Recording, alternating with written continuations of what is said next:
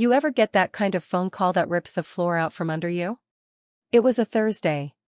I remember because I was in the middle of trying to get my mom's old piano tuned, the one thing I'd managed to keep from her estate, when my husband Nathan's name lit up my phone. "Hey," I answered, wiping my hands on a towel. "Everything okay?" Silence. "Then, I sold the house," he said. I froze. "You, what?" "The cabin. Your mom's place. It's gone, Claire. We needed the money, and I got a good deal. Cash buyer. It's done." For a second, I thought I hadn't heard him right. My mom's house, my childhood home, the one we'd been living in for the past 3 years after she passed, the one I specifically told him we weren't touching, he sold it. I sat down hard on the piano bench. "You didn't have the right," I said, barely recognizing my own voice. "That house is in my name." Nathan laughed, actually laughed, like I'd said something cute. "No, Claire. Was in your name. You signed the power of attorney forms, remember?" And just like that, I realized what he'd done. 2 months ago, Nathan had pressured me into signing a stack of legal documents for refinancing, saying it would help lower our mortgage. I didn't read them. I didn't even think twice. I trusted him. That was my mistake. "You forged it," I said quietly. He sighed, like I was being difficult. "No, you signed it. You just didn't bother reading what you were signing." "Not my fault." I hung up. I couldn't breathe. My heart pounded so loudly I could barely hear the rest of the world. I don't know how long I sat there. The next thing I remember, I was tearing through the filing cabinet in our bedroom, looking for anything that might prove what I already feared, that Nathan had planned this. He had. Buried beneath insurance papers and old tax returns was a letter from a real estate agent I'd never met, dated 3 weeks ago. A completed offer form. A copy of a cashier's check. It was real. The house was gone. And I didn't even know it was on the market. We weren't always like this. Or maybe we were and I just didn't see it. Nathan and I met in college. He was charming, the kind of guy who remembered your coffee order and could talk a mile a minute about anything. He made me feel seen. After my mom died, and the rest of my family started circling like vultures over her estate, Nathan was the only one who had my back. Or so I thought. Looking back, I think he saw something in me, not just vulnerability, but opportunity. He pushed for marriage quickly. Encouraged me to cut ties with my cousins who had been trying to claim parts of the estate. Told me I didn't need to deal with the family drama, that he'd handle everything. That he'd protect me. But protect me from what? He was slowly isolating me. Controlling the narrative. Making sure I was too tired, too grief-stricken, or too distracted to look too closely. And I let him. God, I let him. That night, I didn't sleep. I sat on the floor of the attic, surrounded by boxes of my mom's old things, her recipe books, the handmade quilt she'd started when I was born, even the old snow globe collection she kept on the mantel. And then I found the envelope. It was addressed to me. In her handwriting. I'd never seen it before. Inside was a copy of the original deed to the cabin, and a post-it note that simply read, "For Claire. This house is yours. Don't let anyone take that from you." My chest cracked open. Because for the first time in a long time, I didn't feel helpless. I felt angry. Furious. Nathan thought I was weak. He thought he could gaslight me into silence, into surrender. He didn't know who he was dealing with. This wasn't just about the house anymore. It was about my mother. My legacy. And I was going to burn every bridge if it meant getting it back. You don't really think about lawyers until you need one. And when you do, really do, there's no worse feeling than realizing you've waited too long. The next morning, I called Lauren. We hadn't talked in almost a year. We used to be best friends, roommates in college, wine and cry sessions through every breakup and job rejection, until Nathan convinced me she was toxic.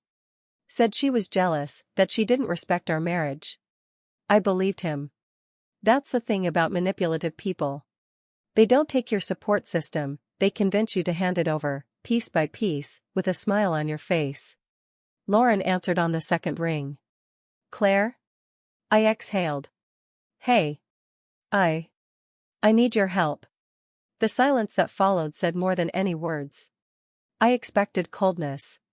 Maybe even anger. But when she finally spoke, her voice was soft. What did he do? Not what happened, what did he do? She knew. That was the first time I cried. Not the night Nathan betrayed me. Not when I found out he'd gutted the one place that ever felt like home. I cried because someone still saw me. Lauren put me in touch with her cousin, Daniel, a property attorney. Sharp as hell, and thankfully, still a little too smug from passing the bar top of his class. I showed him everything, the forged paperwork, the deed transfer, the real estate documents Nathan had tried to bury. He skimmed through the mess in silence, then let out a low whistle. He really thought this would work. I signed power of attorney, I whispered. I didn't read the fine print. That's on me. No, Daniel said, looking me dead in the eye. It's not. He flipped to a page near the back of the POA packet. See this clause? The one he left in the original draft by accident? It limits any property transactions to those approved by both parties, meaning, you. He tapped it with his pen. He can't legally sell that house. I stared at the paper, then back at him. So, it's still mine? A grin tugged at the edge of his mouth. Oh, Claire. It never stopped being yours. The relief hit me like a wave I didn't see coming. I think I started laughing, not the happy kind, more like the kind that comes from months of pressure exploding all at once. Daniel leaned back in his chair, fingers steepled like he'd just won a chess match. We're going to have fun with this. That night, I texted Nathan. Hey. Just to be clear, you forged a POA to sell a property that's still legally mine. I'm sure your buyer will love hearing that. I didn't expect him to answer. But he did. Seconds later. Don't do this, Claire. You're overreacting. We needed the money. I told you I'd make it up to you. I stared at the screen, shaking. Make it up to me? This man really believed he could steal my home, my past, and offer me an apology like a consolation prize. You've got 24 hours to fix this, I replied.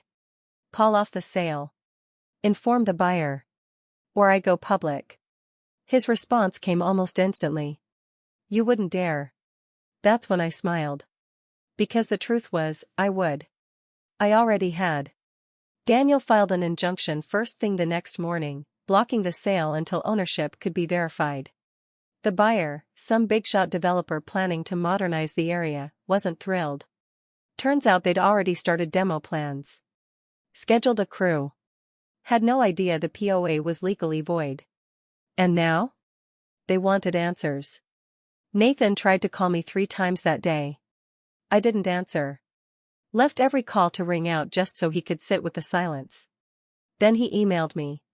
You're humiliating me. You've made this way bigger than it needed to be. I didn't mean to hurt you. Funny. He hadn't used the word sorry once. That night, I sat on the porch of the cabin. My cabin. The buyer had backed off after Daniel threatened litigation, and Nathan, well, he was unraveling. But it wasn't over. There was one more thing I needed to find.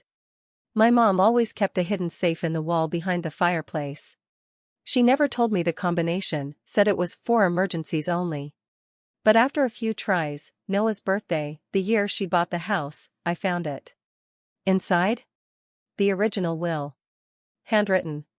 Notarized. Untouched. And it included something Nathan never knew. A clause stating that in the event the property was ever illegally transferred or sold, the house would revert into trust, protected from resale for 5 years. He hadn't just failed. He'd accidentally guaranteed I'd never lose it. I felt her with me, then. My mom. Like she'd known this was coming. Like she'd seen through Nathan the way I couldn't. The fireplace crackled softly. Outside, the wind stirred the trees. And for the first time since this all began, I smiled without bitterness. Because this wasn't just about a house anymore. It was about taking back every piece of myself that I'd given away too freely. It was about making sure Nathan never saw me as weak again. I didn't expect Nathan to come back. But I should have. 3 days after I blocked the sale and sent the legal notice to the buyer, he showed up on the front porch of the cabin like nothing had happened, same fake smile, same too casual posture, like he wasn't the kind of man who'd just tried to sell the ground out from under me. I didn't open the door right away. I watched him through the window, arms crossed, heart pounding, waiting to see if he'd knock again. He did. 3 times. That insistent rhythm I used to think was cute. Now it just made my skin crawl. I opened the door, but only halfway. "What do you want?" He had the audacity to act offended. "Claire, come on. Can we talk? Face to face? Like adults?" "Funny," I said, my voice cold. "Adults usually don't commit fraud and then whine when they get caught." He sighed, stepped back like I'd physically hit him. "I didn't mean for it to go down like this." I let out a bitter laugh. "You meant every inch of it, Nathan. You planned it. Just didn't expect me to fight back." He ran a hand through his hair, and for the first time, I saw it, the unraveling. The desperation behind his carefully manufactured expression. "Look," he said, "I made a mistake. Things have been tight. You thought you'd steal from me. From my mother. And what?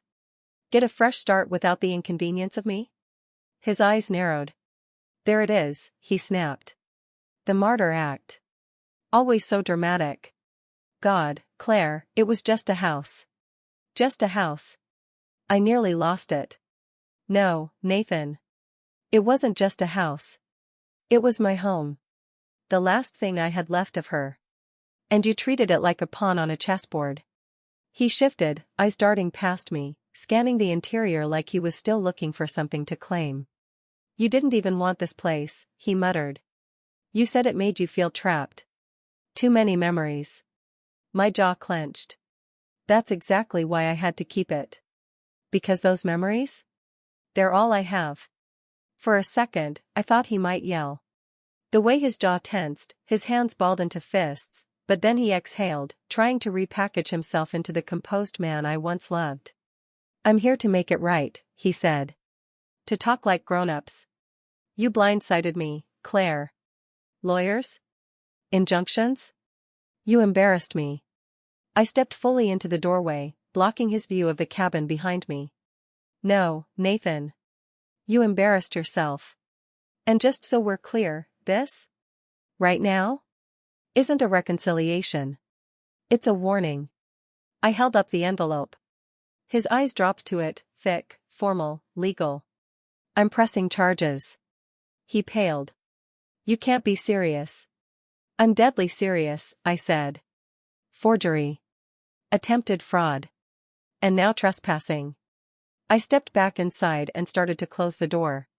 He lunged forward, slapping his hand on the doorframe. "Claire, you really want to do this?" I met his eyes. "No. I have to do this." Then I slammed the door in his face. That night, I sat by the fireplace with the safe open at my feet, flipping through old letters my mom had written but never sent. Most of them were to me. Some angry. Some apologetic. All of them brutally honest in the way only a mother's words can be. One of them hit harder than the rest. "You don't see it now, Claire, but Nathan's not who he pretends to be. He wears charm like armor. One day, you'll understand why I never trusted him with the keys to this house. It's because I knew he'd try to steal the door, too." I hadn't realized I was crying until the ink blurred. God, she knew. She'd always known. The next few days were a storm of noise.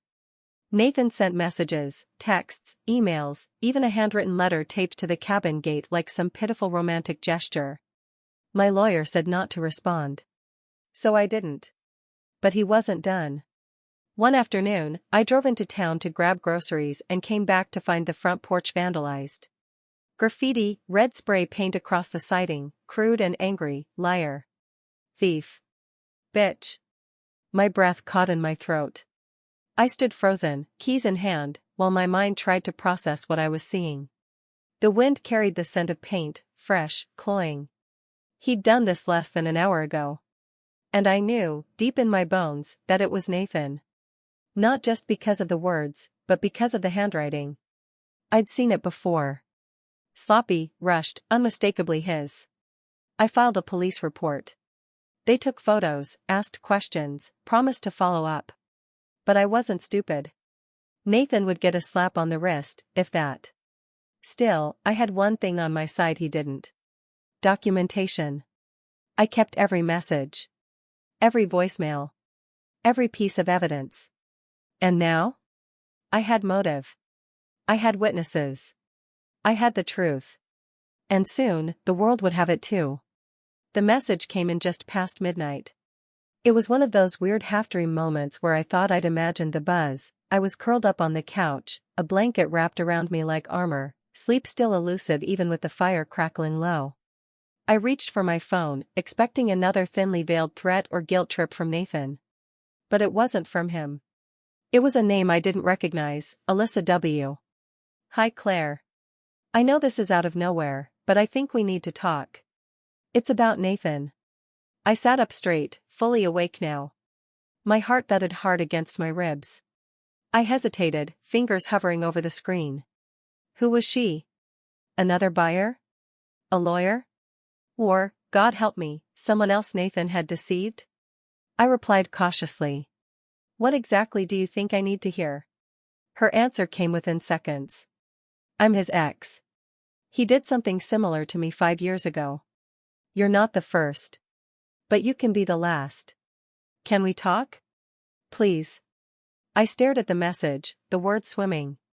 This wasn't the plot twist I expected, but something in me knew, immediately, that it was real. There was a sharpness in her message, a heaviness. Not the vague, gossipy tone of someone looking to stir drama, more like the quiet urgency of someone who's lived this, too. I gave her a time and a coffee shop in town. Alyssa was already there when I arrived the next morning. She looked tired. Not in a disheveled way, just worn. Like life had pulled her through too many storms, and she'd learned to stand anyway. Her hair was pulled back, her coat still damp from the rain.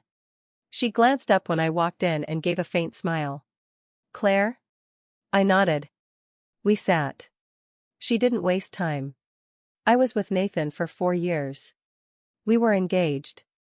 Until I found out he'd borrowed $10,000 against my name to fund a business that never existed. My stomach turned. She continued.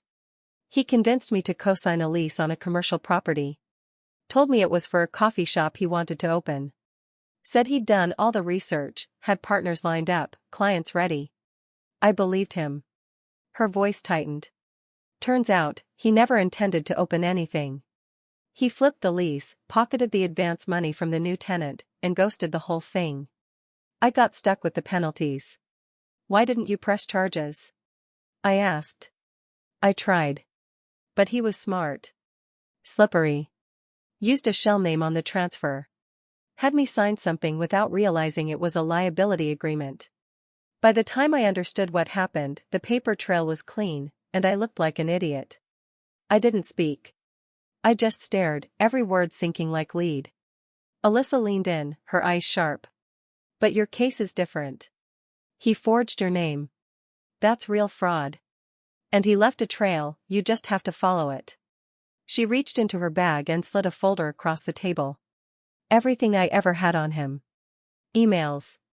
Lease docs. Photos. Texts. Maybe none of it holds legal weight now, but together? It builds a pattern. Judges love patterns. I opened the folder. There it was. A copy of the lease. A letter from a woman Nathan allegedly owed money to. An email where he joked about playing dumb if Alyssa caught on. I clenched my jaw. I'd been angry before. But now? I was done. I looked up. Why are you helping me? She shrugged, eyes softening. Because no one helped me. And because maybe. I still want to see him fall. I spent the rest of that day with Daniel, sorting through the folder Alyssa had given me. He whistled low. He's a serial manipulator. Claire, this is gold. It's not just about revenge anymore, I said. It's about warning the next woman. And the next after her. He looked up at me, something new in his expression, respect, maybe. Or understanding. You want to go public? I nodded. It's time. That night, I sat down and wrote a post. Read it. A throwaway account. I poured out the story, how Nathan forged my signature, tried to sell my mother's house, painted himself the victim when I fought back. I included screenshots. Redacted documents. Dates. Facts. But I left out one key detail. I didn't name him. Let people connect the dots if they wanted. I just wanted the truth to exist somewhere outside my own head. Within hours, the post went viral. People shared their own stories. Their own betrayals. Women DM'd me saying they knew someone just like Nathan. Some of them? They had known Nathan. Apparently, he'd made a habit of this in more places than I ever knew. He wasn't just a bad husband. He was a con artist who preyed on trust. And now? He was exposed.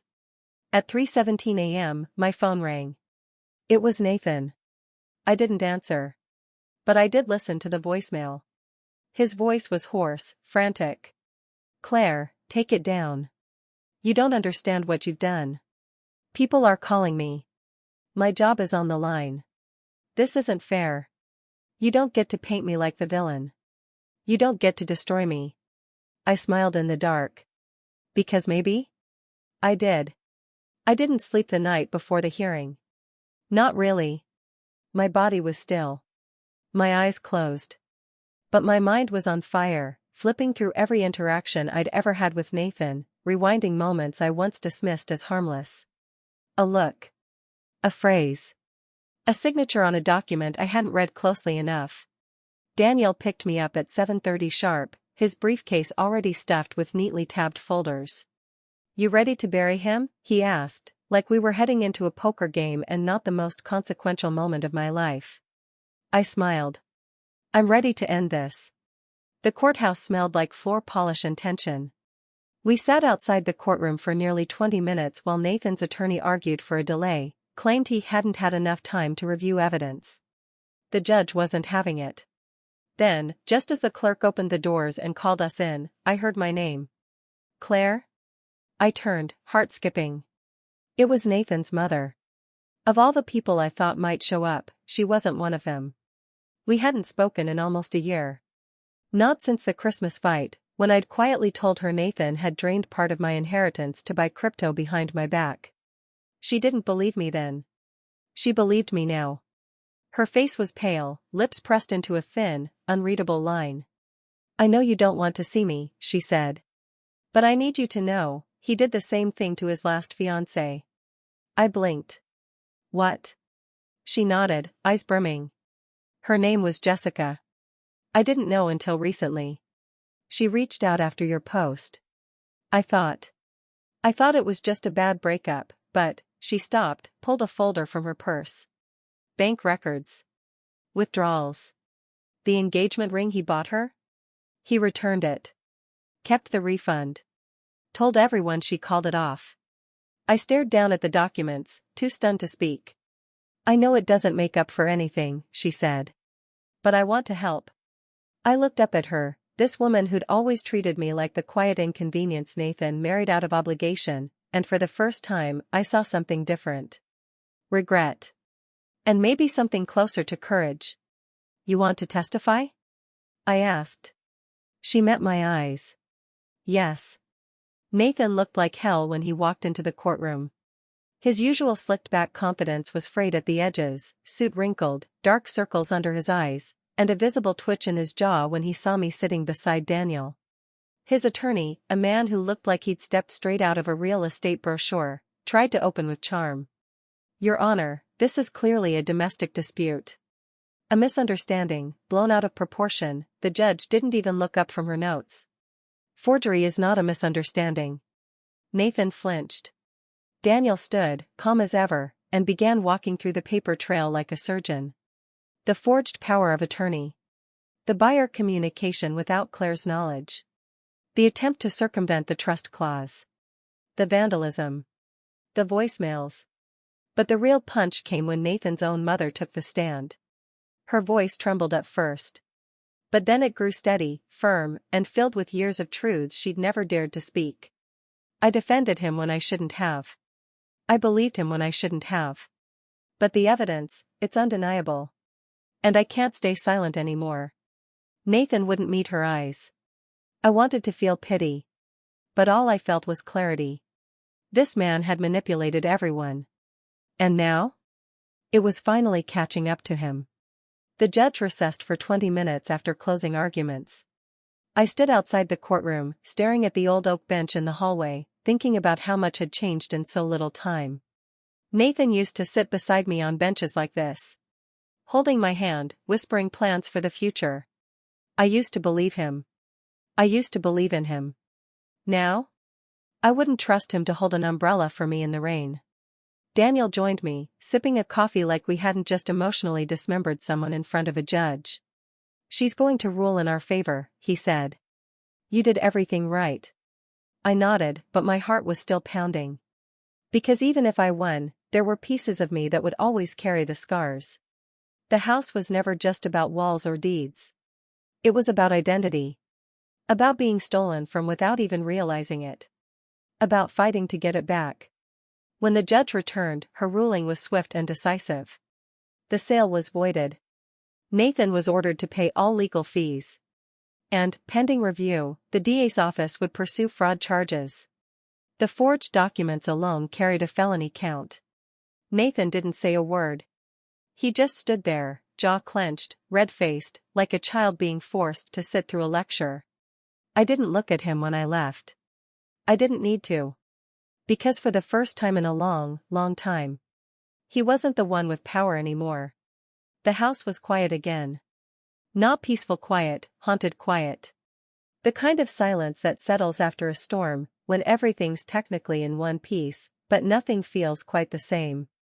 I should have felt victorious. I'd won in court. Nathan was out of my life, legally, financially, physically. But all I could think about was how exhausted I was. I wandered through the cabin in thick socks and a sweater too big for me, dragging a mug of tea I never finished. The walls still smelled like old wood and faint lavender, my mom's scent. I hadn't lit that candle in years, and yet somehow, it lingered. Everything here had been preserved like a shrine. A memory on every shelf. A story in every crack of the floor. I hadn't touched her room since she passed. Until now. It started with a single drawer. I wasn't looking for anything. I just opened it. Habit, maybe. The bottom drawer of her old writing desk, the one I used to pull open as a kid to steal paperclips and old stamps. This time, instead of finding junk, I found a photograph. It was old, black and white, curled at the corners. My mother, younger than I'd ever seen her, standing next to a man I didn't recognize. He wasn't my father. That much I knew instantly. She was smiling. Not politely. Radiantly. There was a note on the back. Summer, 1987. G and me. First time at the cabin. G? Who the hell was G? I sat back on the floor, the old wooden boards cool beneath my legs, staring at that photo until the room started spinning a little. My mom had always told me she bought the cabin alone. That it was her fresh start after my father left. But the photo told a different story. And suddenly, the house didn't feel so solid anymore. I started tearing through drawers, boxes, closets, not like a thief, but like a daughter who'd just realized she didn't know her mother at all. That's when I found it. A loose board behind the dresser. It clicked under my foot. Just slightly. Enough to notice. I knelt down, pried it up with a screwdriver, and stared into the darkness below. Inside was a dusty tin box, taped shut with the kind of precision only a woman like my mother could manage. Inside that? Letters. Dozens of them. Tied together with twine, yellowing at the edges, addressed simply to G. They weren't just love letters. They were obsessions. My mom's handwriting, looping and neat and raw. Full of longing, heartbreak, regret. She talked about how she missed him. How she wished things had turned out differently.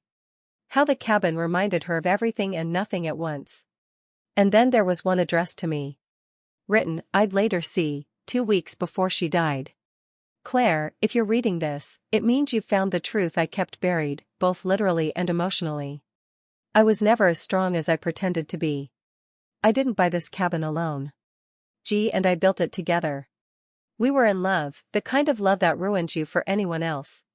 He was married. I know what that makes me. But I loved him, and for a time, he loved me too. When he left, I told everyone he never existed. Not because I was ashamed, but because it hurt too much to explain why he couldn't stay. The cabin was all I had left of him. So I told myself it was mine alone. I never told you this because I didn't want you to think less of me. But you deserve the truth, especially now.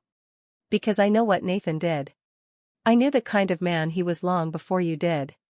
The real betrayal isn't when someone lies to you, it's when they take something sacred and try to convince you it never mattered. Don't let anyone rewrite your story. Not Nathan. Not even me. Love always, Mom. I read it 5 times before I moved. I sat there on the floor of that tiny bedroom, letter in one hand, the photograph in the other, as my entire version of the past quietly crumbled. My mom had lied to me. But not out of malice. Out of protection. She didn't want to taint the one thing that still made sense. And maybe, she wanted to believe the version of herself she created after he left. The strong woman. The survivor. The one who could raise a daughter without unraveling. I understood her in a way I never had before. Because I had tried to do the same. I put the board back carefully. Resealed the tin box. Left the letter out. And then, for the first time in weeks, I stood at the front window and looked out at the woods, the porch, the gravel driveway where Nathan used to park. It didn't feel like his shadow anymore. It felt like mine again. Like I had earned it back. The cabin wasn't just a symbol of what I'd almost lost. It was proof that I could rebuild from ruins. Even if the truth wasn't what I wanted to find. 2 weeks passed. The snow came early that year. By mid-November, the trees around the cabin stood like ghosts, bare, quiet, watching. I spent my days repairing what Nathan had tried to break. Repainting the porch. Replacing the damaged siding where he'd left his coward's message. Reclaiming it, inch by inch. But something kept tugging at me. A question I hadn't let myself ask. What now? I'd won the legal battle. I had the house. Nathan was out of my life, at least on paper. But my world still felt, paused. Like I was living in the memory of something, not the future of anything. Until I got the letter. It was in a plain envelope, no return address, left in my mailbox with the rest of the day's junk mail. I almost missed it. But then I opened it. And everything changed. Dear Ms. Delaney, my name is Grace Harding. I represent an independent production company based in Vancouver. Recently, one of our location scouts passed through your area and saw the property registered in your name, a log cabin nestled in the pines, with a porch like something out of a storybook. We've been searching for a location like yours for a project currently in pre-production, a limited series adaptation of a memoir involving intergenerational family trauma, secrets, and redemption. We would love to discuss the possibility of leasing your cabin as a filming location. Please find attached our formal proposal. I know it may come as a surprise, but we believe your property could bring something truly rare to screen. Warmly, Grace Harding, location producer. I sat down on the steps of the porch with the letter still fluttering in my hands, the cold biting at my fingertips, and laughed out loud. I must have looked like a lunatic, wrapped in a flannel blanket, hair in a messy bun, barely keeping it together, and now someone wanted to film a TV show here? You couldn't make this up. But the more I read through the proposal, the more I realized, it wasn't a scam. They were serious. Location fees. Accommodations. A team that would be on site for 6 weeks max, respectful of all original structures. A non-disclosure clause. The works. And then I saw the name of the book the series was based on. The Lies We Inherit. I'd read it last year. It was the kind of memoir that gutted you slowly, a woman digging into her family's history and finding more pain than answers, more love than she expected. And somehow, it had felt familiar. Too familiar. Like it had been written for someone like me. I called Daniel. He answered on the second ring, ever the early riser. Please don't tell me Nathan's shown up with a shovel and a bad plan. No, I said, still staring out at the snow-dusted trees. I think I got an offer. He listened as I explained. Read through the forwarded documents. Everything looks legitimate, he said. Claire, this could be huge. You're not obligated to say yes, obviously. But, it's an option. And after everything you've been through, I know, I whispered. That was the problem. It was an option. And I had no idea what I wanted. That night, I sat by the fireplace with the letter in my lap and the tin box of my mother's letters beside me. I reread her last message. Don't let anyone rewrite your story. Not Nathan. Not even me. And I realized something. I'd spent so long protecting this cabin, from buyers, from my ex, from the truth, that I'd forgotten it was allowed to evolve. To grow. To become something more than a monument to pain. Maybe letting someone else tell a story here, a story about healing and survival and facing the past, was the most fitting tribute of all. Not letting it go. But sharing it. I called Grace the next morning. She picked up with a voice full of energy and gratitude, her excitement palpable. We fell in love with the property the second we saw it, she said. I know that's weird to hear, but it has this weight to it. A history. A stillness. She paused. I hope that doesn't sound strange. No, I said. It sounds exactly right. We set up a meeting. And when I hung up, I stood in the center of the cabin, surrounded by scars and memories and resilience, and realized for the first time in years, I wasn't bracing for the next betrayal. I was ready for the next chapter.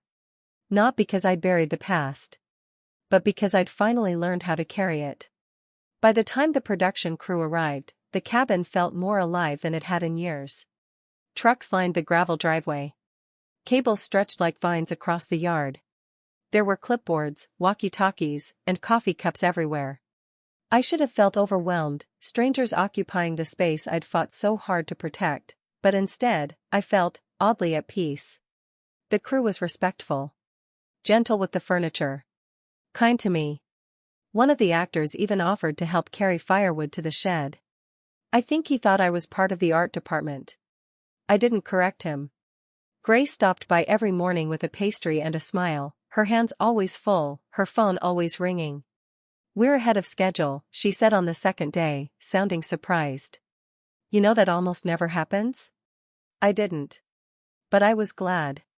Until day 4. That's when they filmed the scene. I didn't know what it was until it began. I was upstairs, sorting through a box of my mom's scarves, when I heard the yelling. Not real yelling. Performance yelling. But it was the kind of shouting that sinks into your bones anyway, the kind where pain bleeds through fiction like dye on paper. I stepped onto the landing and looked down through the banister.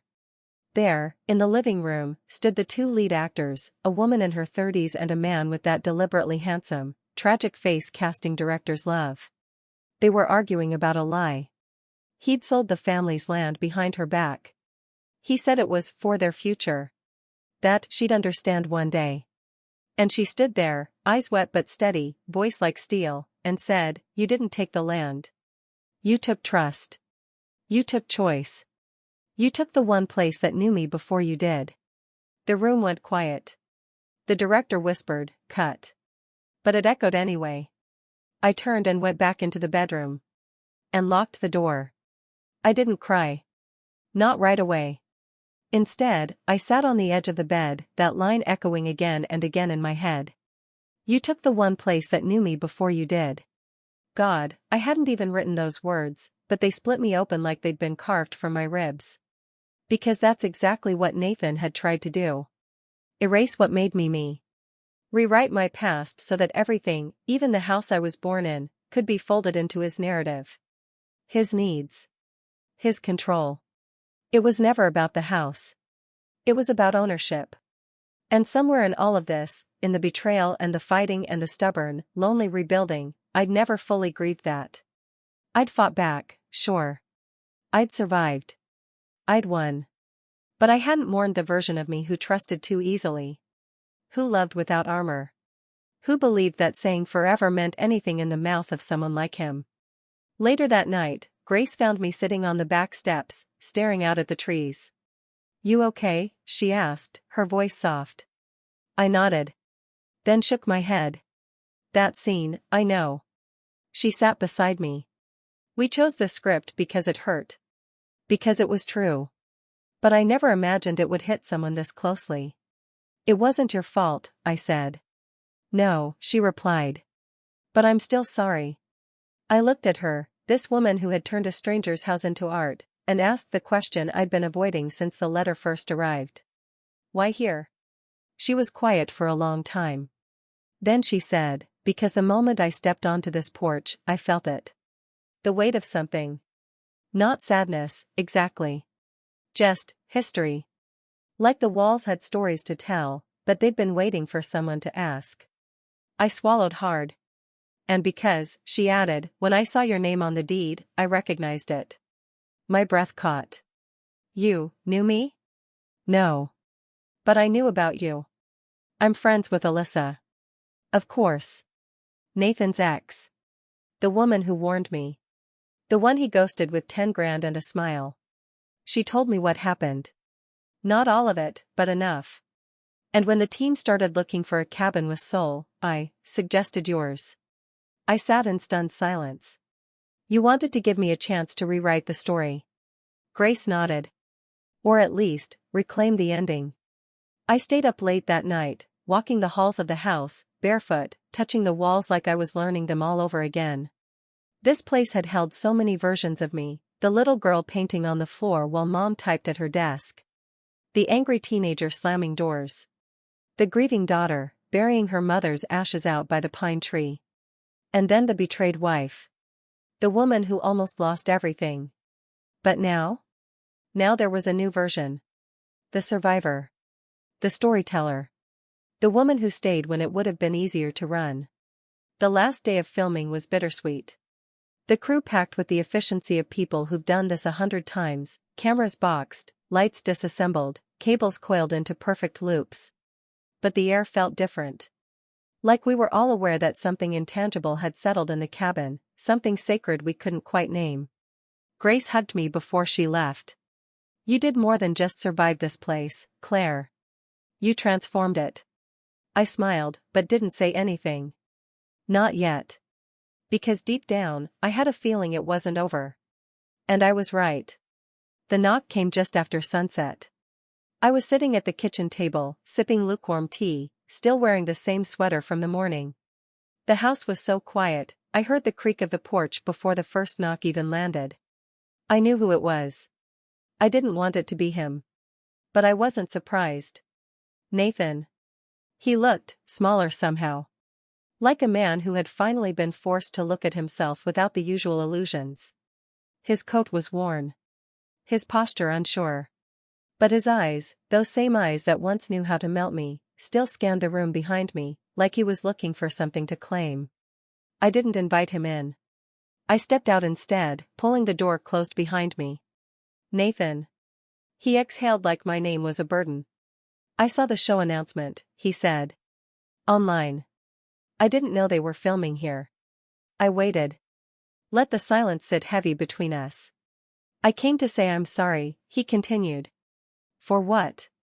I asked, arms crossed. He hesitated, and that's how I knew he wasn't here to apologize. He was here for himself. I wasn't thinking clearly, he said, voice low, rehearsed. I panicked. The house. I thought it was holding you back. No, I said. You were. His mouth opened. Closed. I loved you, he said quietly. No, Nathan, I replied. You wanted me. That's not the same thing. He blinked, like the words had caught him off guard. You always said this place was a burden, he said, desperate now, groping for old conversations. You cried the first night we slept here, remember? You said it felt like the walls were watching you. I said that, I nodded, because I hadn't figured out how to live inside grief yet. Not because I wanted to sell it out from under myself. He stepped forward slightly, and I stepped back. Don't. He froze. You don't get to rewrite this, Nathan, I said. Not now. Not after the lies. The forgery. The threats. The paint on the porch. The voicemails. His face shifted, a flicker of guilt, then defensiveness, then something close to shame. "You're making me out to be a monster," he muttered. I almost laughed. "You made yourself the monster." I just turned the lights on. We stood there for a long moment, two ghosts on opposite sides of a story. "I'm not here to start anything," he said finally. "I just thought, maybe we could have closure." Closure. That word again.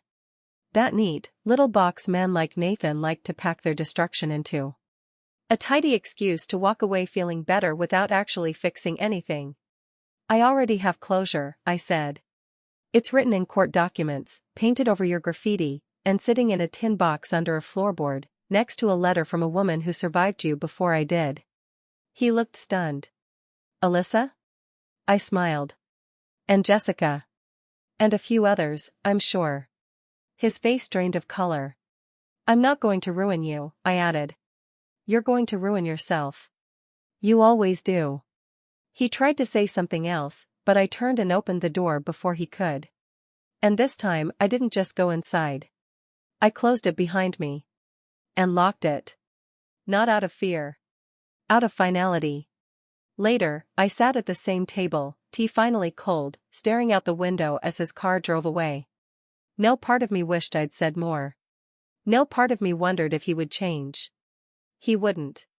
But I had. I was no longer the woman who second-guessed herself into silence. No longer the girl who let love become a leash. This house, my house, had become something more than a battleground. It was now a witness to my survival. And survival, I was learning, was just the beginning. The series premiered 3 months later. It was surreal, sitting on the old velvet couch, wrapped in the same quilt my mother made, watching strangers move through my living room on screen. The fireplace flickered. The pine trees outside the windows framed every shot. Even the creak in the floorboards was there, that same sound I used to hear as a kid sneaking into the kitchen after bedtime. But it wasn't the setting that undid me. It was her. The lead actress, Eliza Stone, playing a woman who looked nothing like me, sounded nothing like me, but bled like me. When she stood in the living room and said, "This house knew me before grief did," I didn't just tear up. I broke. Because there it was, my story. Dressed in fiction. Speaking truths I'd buried beneath years of pretending everything was fine. I thought watching it would feel like loss. But it didn't. It felt like liberation. The kind that doesn't scream, but exhales. A week later, I received a letter. A real one, cream envelope, blue ink, no return address. Just my name, handwritten, no stamp. Inside was a note. "Claire, you don't know me. But I watched the show. And I read your story. I knew Nathan once, not the way you did, not for long. Just enough to see the shadow behind the charm. I've spent a long time believing I was crazy for what he made me feel. Your voice helped me name it. Your courage made me feel less alone. Thank you for surviving. For staying. For speaking. I hope you keep writing. M. I read it 3 times. Then I tucked it between the pages of one of my mom's old journals, and I didn't cry. I just sat with it. Because this was it. Not revenge. Not victory. Legacy. I started writing again after that. Not just posts. Not just court statements or letters or emails that felt like weapons. But pages. Real pages. Stories about women who rebuilt things. Who faced down the versions of themselves they were taught to be, quiet, accommodating, small, and grew into something else entirely. I wrote about the girl who couldn't sell her childhood home because it was the only place that still believed in her. I wrote about the mother who buried her truth beneath floorboards. I wrote about the ex-wife who told the truth even when her voice trembled. It was fiction.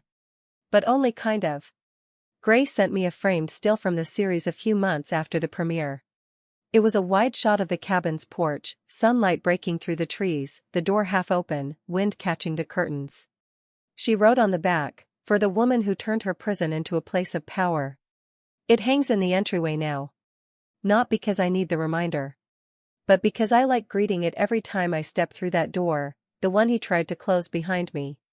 The cabin is different these days. Not because of what changed, but because of what didn't. The floor still creaks. The pines still hum when it's windy.